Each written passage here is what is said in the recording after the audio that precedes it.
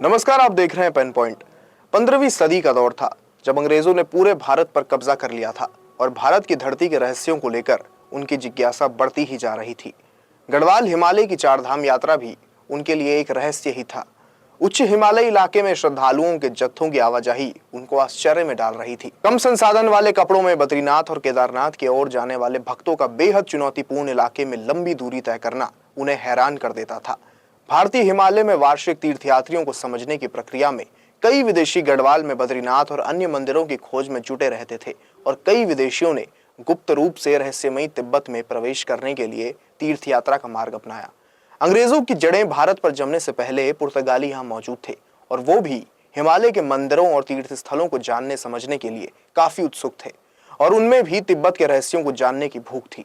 गढ़वाल हिमालय में विदेशियों की आवाजाही के इतिहास को टटोलने पर पता चलता है कि बद्रीनाथ में प्रथम विदेशी खोजकर्ता एक पुर्तगाली पादरी था जिसका नाम था एंटोनियो डी आंद्रे। एंटोनियो एक हिंदू श्रद्धालु के वेश में अपने भाई मैनुअल के साथ 20 मार्च 1624 को इस खोज पर निकला और अपनी योजना के अनुसार दोनों भाई आगरा में तीर्थयात्रियों के एक समूह में शामिल हुए।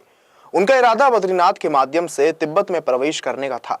एंटोनियो ने आम हिंदू तीर्थयात्रियों द्वारा इस्तेमाल की जाने वाली वेशभूषा और भाषा को पूरी तरह से अपनाया और उन्हें एक विदेशी के रूप में पहचाना जाना मुश्किल था। आगरा के बाद वो समूह के साथ हरिद्वार होते हुए श्रीनगर गढ़वाल पहुंचे, किंतु संदेह के आधार पर उन्हें गढ़वाल राजा के सैनिकों ने हिरासत में ले लिया। सुरक्षा कर्मियों ने उनसे 5-6 दिनों तक पूछताछ की, जिसमें पुर्तगालियों ने तिब्बत की खोज करने और बद्रीनाथ के माध्यम से सीमावर्ती देश में प्रवेश करने के अपने इरादे का खुलासा किया और उन्हें आगे बढ़ने की इजाजत दे दी गई और 15 दिनों बाद एंटोनियो डी आंद्रे बद्रीनाथ पहुंच गया। गढ़वाल राजा ने सख्त निर्देश जारी किए थे कि किसी भी विदेशी को बद्रीनाथ के निकट माणा गांव में प्रवेश न करने दिया जाए, लेकिन माणा में 20 दिन रहने के बाद और ग्रामीणों के कड़े विरोध के बावजूद भी पुर्तगाली, उनके 2 ईसाई नौकर और एक स्थानीय ग्रामीण तिब्बत के लिए रवाना हो गए।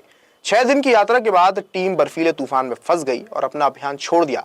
यदि माणा के ग्रामीण उन्हें बचाने नहीं आते तो वे वहीं मर गए होते। मंजूरी मिलने के बाद एंटोनियो ने सीमा पार की और तिब्बती धरती पर पहला कैथोलिक चर्च स्थापित किया। एक न्यूज वेबसाइट में इस बारे में प्रकाशित एक रिपोर्ट में इतिहासकार शेखर पाठक के हवाले से कहा गया है कि विदेशियों को तिब्बत में प्रवेश करने से रोक दिया गया था, लेकिन 1903 से 4 के बीच ब्रिटिश भारतीय सशस्त्र बलों द्वारा लहासा पर आक्रमण के बाद विदेशियों का निःशुल्क प्रवेश शुरू हो गया। एंटोनियो को तिब्बत पहुंचने के फॉर्मूले को एक अंग्रेजी पशु चिकित्सक ने भी अपनाया और अपने साथी के साथ वो भी तिब्बत पहुंचने में सफल रहा। दोस्तों, एंटोनियो की ये कहानी अगर आपको पसंद आई तो जरूर इसे आप शेयर करें और उत्तराखंड से जुड़ी ऐसी ही अनोखी कहानियों को जानने के लिए हमारे चैनल को सब्सक्राइब कर लें। नमस्कार।